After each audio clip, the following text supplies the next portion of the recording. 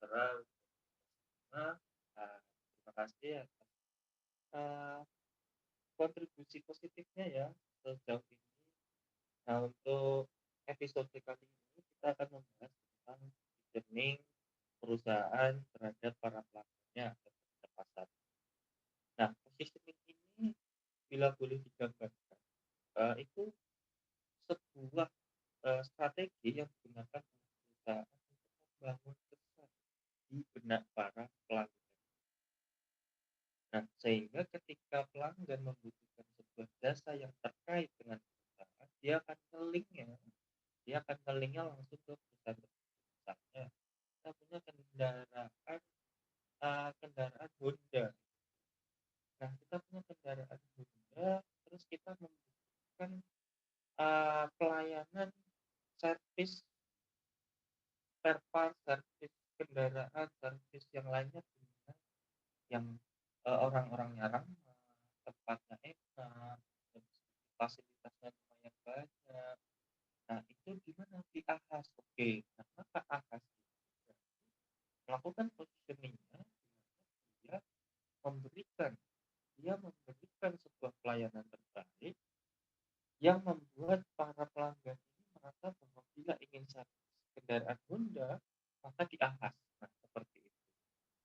Nah, nanti untuk teman-teman yang merasa ya, yang merasa bahwa konten tentang positioning ini atau penyampaian materi tentang positioning ini dirasa kurang tepat dan perlu banyak tambahan tambahan informasi, silakan teman-teman nanti komentar ataupun memberikan, apa namanya, link yang lainnya sehingga saya juga bisa mempelajari tentang positioning lebih mendalam. Karena, positioning ini sangat penting ya dimiliki oleh baik perusahaan besar ataupun perusahaan yang kecil. Tentunya saya sharing terlebih dahulu.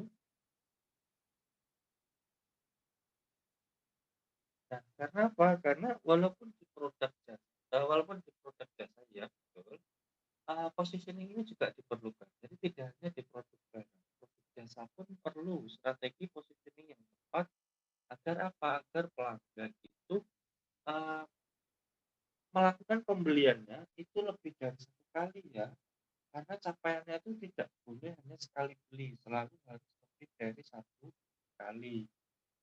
Bahkan harapannya apa? Harapannya seorang pelanggan itu nantinya akan merekomendasikan kepada pelanggan lain untuk apa?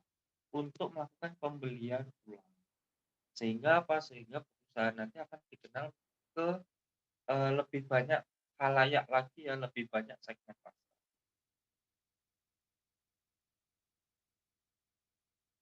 Nah, ada beberapa strategi fokus yang digunakan oleh perusahaan untuk, menanamkan jasanya di benak para pelanggan. Jadi nggak serta-merta sembarangan ya, apa namanya, strateginya. Jadi ada beberapa strategi fokus yang dikategorikan mungkin di luar sana masih banyak strategi-strategi yang digunakan oleh para, perusahaan. Setidaknya di sini saya memberi gambaran berdasarkan sumber yang diperoleh. Nah, sebelumnya sedikit, saya sampaikan bahwa sebuah bisnis itu tuh seharusnya bisa memisahkan dirinya dari para kompetitornya. Jadi jangan sampai sebuah bisnis ini malah cenderung semakin mendekat dengan para kompetitornya. Kita sebagai pelaku usaha atau perusahaan dan atau bekerja di perusahaan jasa ya khususnya, itu tidak boleh ya semakin mendekat-mendekat ke kompetitor. Kalau bisa menjauh, sehingga apa? Sehingga sulit untuk ditiru oleh, kompetitor, ditiru oleh pesaing. Itu yang akan membuat perusahaan kita lebih dikenal oleh, pelanggan, sehingga itu sangat membedakan ya dari para kompetitor kita. Jadi pelanggan itu tidak akan bingung, tidak akan kesulitan untuk, memilih di mana, penyedia jasanya yang kita butuhkan. Misalnya jasa pijet, bila kita teknik pijetnya ya nggak jauh beda dengan, perusahaan pijet yang lainnya atau perusahaan massage ya misalnya, ya udah sama saja. Nah, maka dari itu kita harus membuat berbagai macam perbedaan supaya apa? Supaya supaya pelanggan itu merasa bahwa perusahaan ini beda, teknik masaknya beda, fasilitasnya beda, pelayanannya beda, sehingga nantinya di benak pelanggan ketika butuh massage datangnya ke tempat misalnya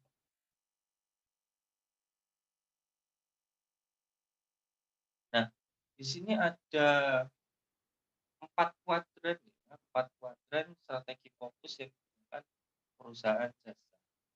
Nah, yang di atas, yang white dan yellow, itu adalah cakupan penawaran jasa yang dapat dilakukan oleh perusahaan. Jadi seberapa sanggupkah, atau seberapa banyakkah lini produk jasa yang dimiliki oleh perusahaan, sehingga dapat ditawarkan kepada para pelanggan. Sedangkan di kiri itu adalah pasar jumlah pasar yang dilayani. Ada view dan menu. View artinya sedikit, menu artinya banyak. Jadi, sangat tergantung pada jumlah pasar yang dituju ya, nanti kaitannya juga dengan segmentasi pasar. Nah, dengan adanya jumlah pasar yang dituju, maka akan menentukan seberapa banyak produk jasa yang akan kita tawarkan. Contohnya, di sini ada 4 kuadran, di mana yang pertama adalah fully focused. Di sini kenapa fully focused? Yang pertama apa? Yang pertama adalah cakupan jasa yang bisa ditawarkan, sempit, narrow, lalu jumlah pasarnya pun juga sedikit, maka namanya fully focused. Karena dengan, cakupan jasa yang sempit, namun pasarnya juga sempit, itu nantinya kita akan semakin fokus untuk menggarap pasar tersebut dan mengembangkan, kompetensi dari jasa yang kita miliki. Apa contoh? Contohnya adalah, contohnya jasa ini, tenaga kesehatan spesialis, misal dokter spesialis, itu misal spesialis organ dalam, kan pasarnya sempit ya, pasarnya sedikit dan cakupan jasanya sempit, khusus organ dalam. Tidak mungkin, misalnya nih sakit, apa namanya, katakanlah lecet ya, lecet habis jatuh gitu, kita ke, dokter spesialis organ dalam, nah ngapain, kan tidak sesuai. Nah, jasanya harus sesuai bahwa misalnya penyakit jantung atau penyakit dalam lain, nah itu datangnya ke dokter spesialis penyakit dalam, itu sangat cocok. Nah, di sini itu disebut sebagai strategi, fully focus. Nah, jadi teman-teman misalnya, cakupan jasanya sempit, ya khusus banget nih kayaknya khusus, misalnya jasa massage untuk orang dewasa umur sekian, terus habis itu, orang dewasa umur sekian, terus pekerja bangunan. Nah, berarti selain pekerja bangunan, itu berarti nggak boleh menikmati jasa massage di perusahaan tersebut. Terus habis itu yang kedua, bila cakupan jasa yang bisa kita tawarkan banyak, tapi ternyata, eee, jumlah pasar yang kita layani itu sedikit, nah itu disebut dengan market focus atau fokus pasar. Jadi kita fokus kepada pasarnya. Nah, apa contohnya di sini? Contohnya di sini adalah, seperti yang saya singgung di awal, yaitu apa, kendaraan Honda misalnya, atau Yamaha, atau Suzuki, atau Kawasaki, atau yang pasarnya sedikit ya, bukan pasarnya sedikit ya, tapi lebih kepada karakteristiknya. Karakteristiknya, lebih kepada orang-orang dewasa yang butuh kendaraan. Nah, kan condong utamanya adalah membutuhkan kendaraan karena ingin berkendara.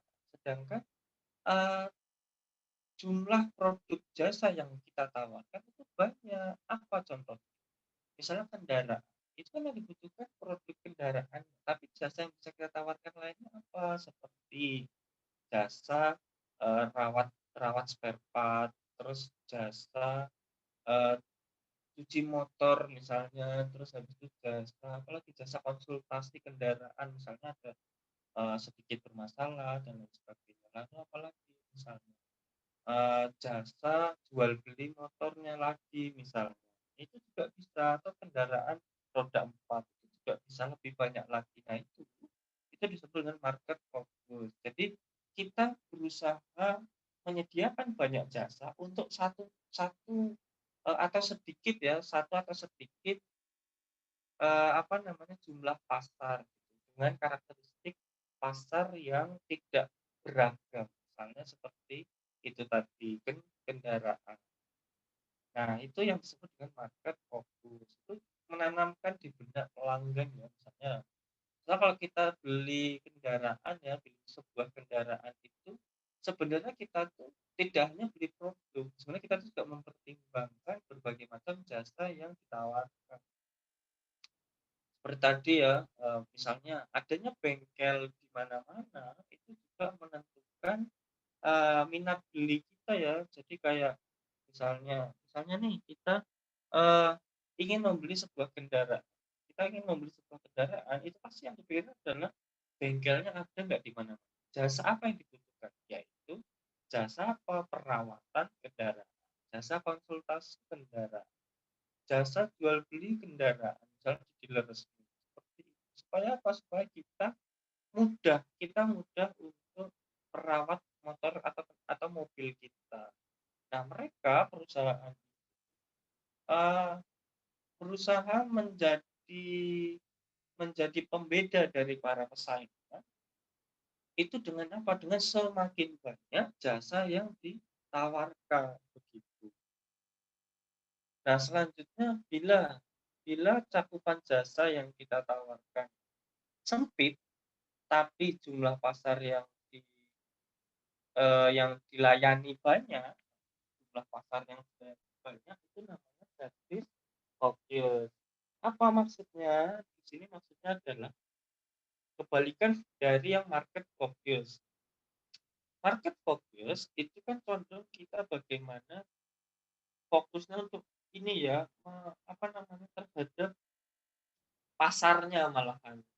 Nah, sedangkan yang service focus itu condongnya lebih kepada meningkatkan pelayanannya daripada fokus terhadap, bagaimana meraup pasar yang banyak. Nah kalau ini malah, ini servisnya, jadi pelayanannya dia yang ditingkatkan. Contohnya di sini apa? Contohnya adalah kopi Starbucks. Nah, dia kan, nilai utamanya adalah orang itu datang tidak hanya nongkrong, tapi menikmati kopi dengan ciri khas aroma dan suasana ngopi di Starbucks. Nah, itu tuh ada ciri khasnya tersendiri. Mereka meningkatkan berbagai macam fasilitas, kemampuan jasa yang bisa mereka tawarkan.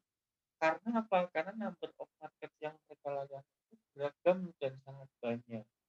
Jadi sangat penting bagi mereka itu untuk, ini ya, meningkatkan, cakupan jasanya. Jadi, tidak harus ya, jadi di kopi Starbucks itu bisa dibilang namanya jasa standarisasi jasa.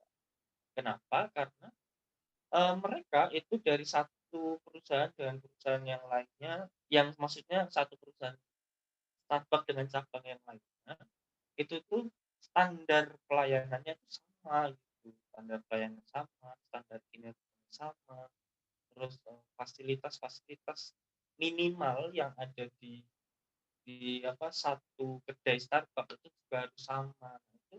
Itu adalah tujuan utama dari Starbucks karena apa? Karena cakupan jasa yang mereka tawarkan itu sempit, tidak bisa sesuai dengan jumlah pasar yang mereka layani. Jumlah pasarnya kan banyak, maka mereka harus fokus pada peningkatan pelayanan. Maka muncullah namanya standarisasi. Kalau yang market fokus jelas dia harus menyesuaikan dengan pelanggannya, misalnya kayak bengkel, kan pelanggan minta yang pelanggan bisa, oh kalau kerusakannya ini maka harus langsung ganti ini, nggak bisa. Itu sesuai biasanya, antar apa ya, ahli atau teknisi dan antar bengkel itu beda satu dengan yang lain kalau itu. Nah, yang terakhir adalah strategi unfocus malahan. Ini malah nggak fokus. Kenapa? Karena bisa disebut, everything for bisa dibilang kayak setiap pelanggan itu kayak memiliki fasilitas bagi mereka sendiri gitu. Jadi beda-beda. Biasanya ya kayak di hypermart, terus habis itu, apa namanya, supermarket dan lain sebagainya.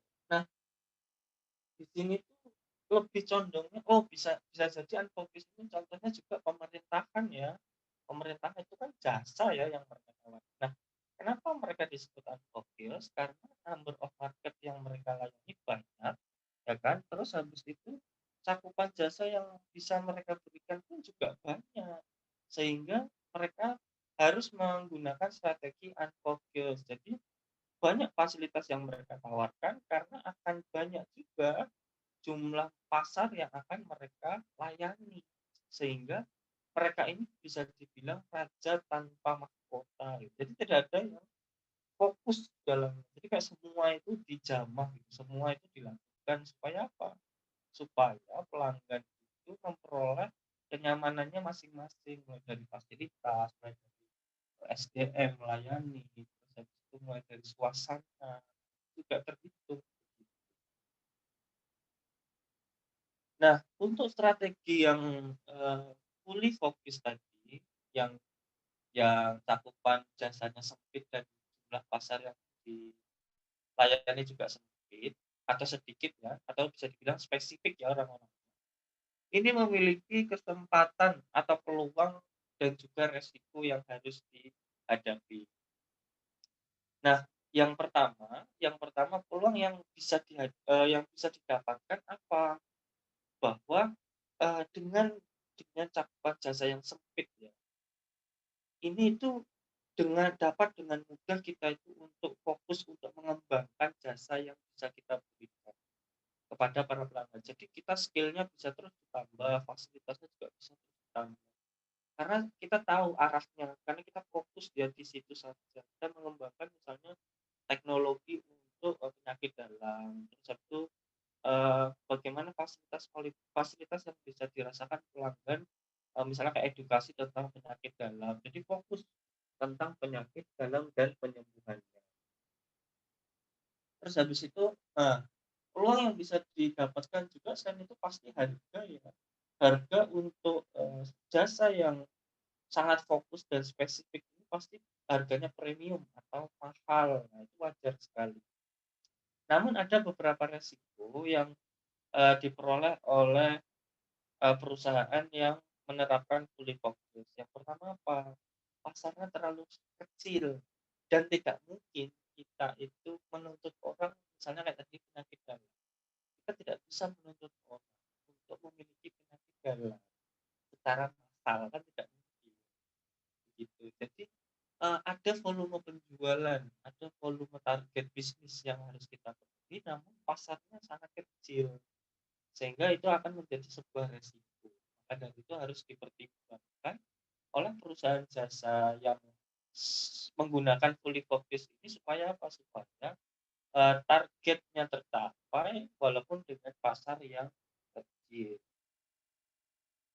Yang kedua yang kedua, permintaan atau apa ya namanya, kebutuhan pelanggan itu bisa saja berubah. Kenapa? Bila terdapat alternatif. Nah, jadi misalnya nih, misalnya nantinya di, era baru itu misalnya sembuh atau merawat, eee, orang-orang dengan penyakit dalam itu tidak lagi menggunakan manusia, tapi lebih kepada menggunakan robotik misal atau, misalnya nanti, eee, dokter-dokter yang masih harus ketemu untuk operasi digantikan oleh alternatifnya misalnya ada sekarang, robot canggih yang bisa dikontrol jarak jauh untuk operasi penyakit dalam. Nah, ini akan membuat pelanggan itu berpindah ke alternatif tersebut. Apalagi bila bila berkaitan dengan harga ya, bila berkaitan dengan harga itu akan sangat sangat mempengaruhi, minat pelanggan untuk, membeli. Terus yang selanjutnya, di sini bila menggunakan, market focus, strategi market focus, itu perusahaan perlu ya untuk yang pertama ya pasti memahami memahami, preferensi dari para pelanggan ketika membeli, apa yang sebenarnya mereka cari. Lalu siapa saja yang dimanfaatkan oleh pelanggan sebagai pembanding, itu kita harus tahu dan paham ya, supaya apa? Supaya kita menjadi alternatif utama yang dipilih oleh pelanggan untuk membeli jasa. Terus yang kedua, perusahaan itu sangat perlu ya untuk meningkatkan kemampuan, operasionalnya dalam menyampaikan jasa atau mendelivery jasa kepada pelanggan. Jangan sampai pelanggan itu kecewa karena jasa ini cenderung sangat subjektif ya dan sangat sulit untuk, mengarah pada objektif.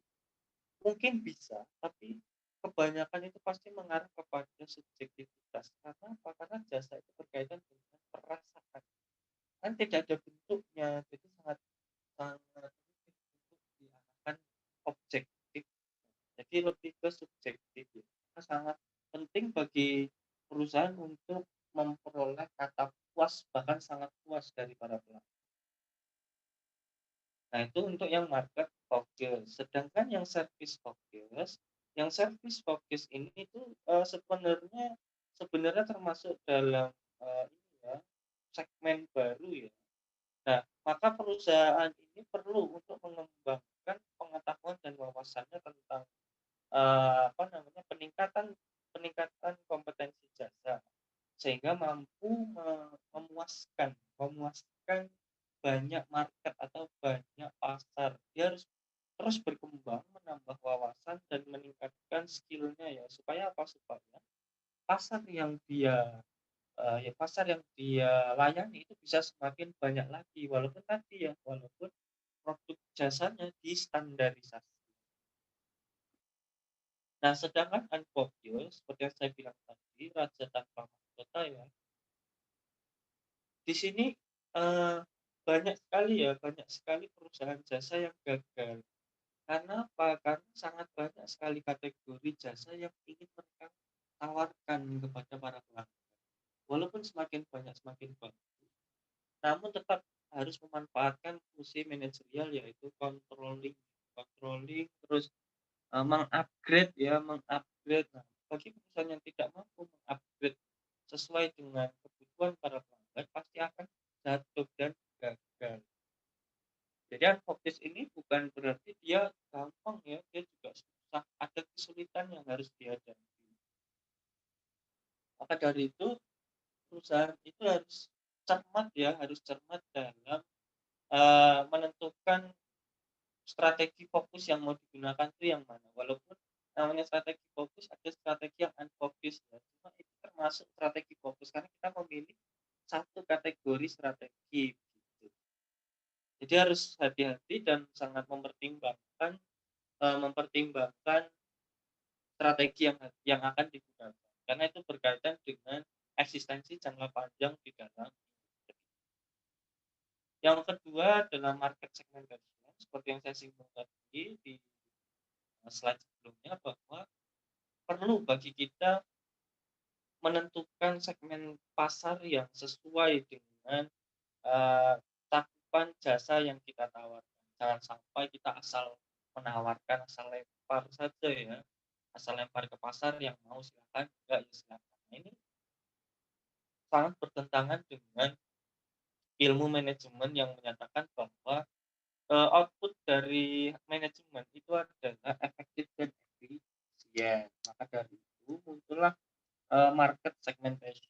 Karena tujuannya ya tadi, supaya kita, pemasarannya itu efektif dan efisien, tidak membuang banyak biaya, tidak membuang banyak waktu, namun sesuai dengan pasar yang dituju. Nah, eee, segmentasi bila didefinisikan adalah mengkategorikan, memisahkan pasar dari yang awalnya heterogen, berbagai macam karakteristik, menjadi beberapa kelompok pasar yang karakteristiknya homogen atau sejenis atau mirip, mulai dari kebutuhannya, perilaku pembeliannya, hingga pola konsumsinya. Sehingga apa? Sehingga kita tahu nantinya mana pasar yang akan kita tuju untuk dilayani. Jadi tidak semua pasar bisa kita layani ya, apalagi misalnya tadi yang produk jasanya distandarisasi. Tidak semua kalangan bisa menikmati jasa. Nah, setelah kita memisahkan, nah maka langkah selanjutnya adalah tadi memilih ya, memilih segmen pasar mana yang kita misalnya tadi ya perusahaan yang jasa massage tadi. Nah, kita memilih memilih pada, pelanggan yang kita memilih pelanggan yang tadi ya dewasa, terus habis itu, pekerja bangunan, terus habis itu apalagi misalnya dengan pendapatan rata-rata berapa, nah itu akan menentukan harga, menentukan fasilitas, menentukan tenaga jasa, tenaga ahlinya, ahli massage ya, itu juga. Jadi kita harus tepat dalam memilih segmen pasar. Ini juga penting ya untuk dipertimbangkan oleh perusahaan karena sangat menentukan sangat menentukan dari kesuksesan, jasa tersebut. Nah, di sini ada atribut jasa dan levelnya seperti produk barang, bahwa atribut di sebuah brand, merek, atau perusahaan itu juga menentukan dari minat pelanggan untuk, mengkonsumsi produk kita. Nah, di sini ada beberapa prioritas dari, seseorang untuk memilih sebuah jasa ya. Jadi ada prioritas-prioritas yang mereka tentukan sebelum memilih, perusahaan jasa atau merek jasa. Yang pertama tujuan, tujuan untuk menggunakan jasa, itu apa. Terus yang kedua siapa yang menjadi pengambil keputusan. Kalau sendiri, itu pasti diri kita sendiri. Nah, bila berkelompok, itu pasti kan ada yang ngide, paling ngidenya contohnya adalah, kayaknya kalau masak ini enaknya di ini deh, tempat ini karena A, B, C, D. Sedangkan pengambil keputusannya bukan dia, misalnya ini keluarga ya, anaknya yang ngomong, testimoni dan lain sebagainya. Tapi yang mengambil keputusan siapa? Misalnya bapak atau ibu. Terus timing of use-nya kapan, terus habis itu, komposisi dari kelompok, nah itu juga mempengaruhi dalam pengambilan keputusan menggunakan jasa.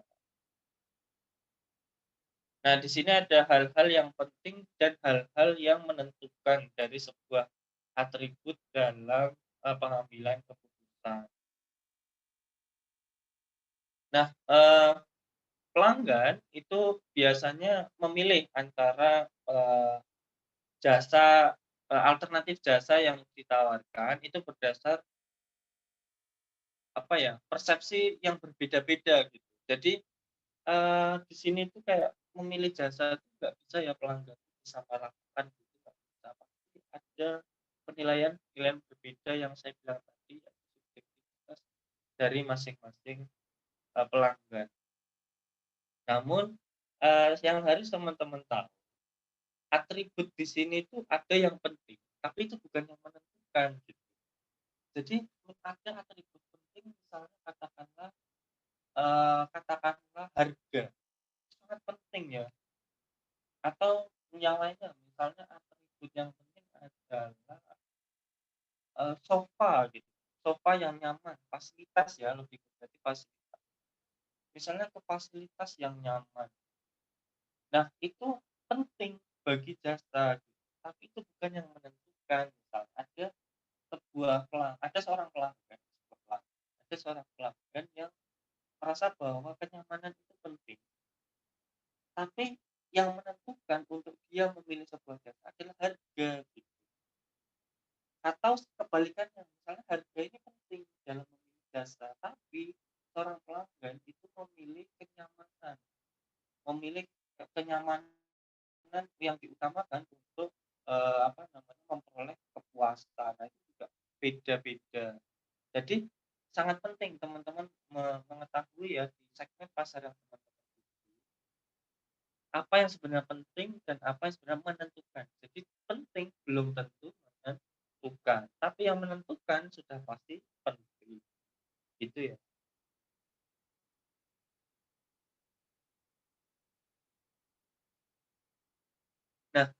Di sini ada 6 6 prinsip dasar dari positioning. Yang pertama adalah apa, apa yang mau kita tanamkan di dalam benak pelanggan tentang perusahaan kita. Seperti yang saya sampaikan di awal, adalah prinsip awal ya, penting, prinsip utama bagi perusahaan untuk memperoleh pangsa pasar yang luas. Apa yang kita mau lakukan di benak pelanggan? Yang kedua, siapa yang kita layani sekarang dan siapa yang menjadi target kita di masa mendatang. Jadi akan beda strategi, akan beda apa namanya, beda kompetensi jasa yang mau ditawarkan, skillnya juga akan berbeda dari yang sekarang. Jadi itu juga harus direncanakan ya, nggak cuma yang sekarang pangsa pasar luas dan itu harus di masa mendatang juga harus diperhatikan. Terus selanjutnya apa nilai apa nilai dari setiap jasa yang mau kita tawarkan kepada pelanggan, nilai yang mereka apa itu harus dipertimbangkan. Terus yang keempat, bagaimana jasa kita itu dapat dibedakan dari pesaing. Maka kita harus memiliki ini ya, diferensiasi dari perusahaan yang lain. Atau biasanya teman-teman dengar ATM, apa itu apa yang akan menentukan sebuah perusahaan atau perusahaan berbeda dengan para kompetitor. Terus habis itu selanjutnya sebaik apakah persepsi yang dimiliki pelanggan terhadap kemampuan layanan yang kita berikan. Jadi gimana nih persepsi pelanggan tentang kemampuan kita memenuhi kebutuhan mereka? Apakah baik atau sangat baik? Pas kita sampai ya, dan kita pelanggan sehingga apabila rentang nilai yang diberikan itu sesuai yang kita harapkan. Jangan sampai ada yang bilang tempat itu nggak enak, padahal kebanyakan orang itu bilang yang terakhir, perubahan apa yang kita butuhkan dalam menawarkan jasa untuk mempercepat kita di harus selalu melakukan perkembangan. Sangat penting untuk melakukan perkembangan ya, perusahaan ini harus harus terus terus berkembang dari masa ke masa agar dapat beradaptasi dengan perkembangan. Supaya apa? Supaya daya saingnya meningkat di industri. Bila tidak mampu beradaptasi dengan perkembangan zaman, pastinya akan apa? Pastinya akan tergerus dan bangkrut atau kalah dalam industri atau tidak mampu bersaing dengan yang lainnya gitu. Nah, mungkin itu saja yang dapat saya share. Nanti, bila ada kurangnya saya mohon maaf. Jangan lupa di komentari atau bahkan, ini ya, diberi tambahan ilmu. Terima kasih. Wabillahi taufik walhidayah. Wassalamualaikum warahmatullahi wabarakatuh. Bye.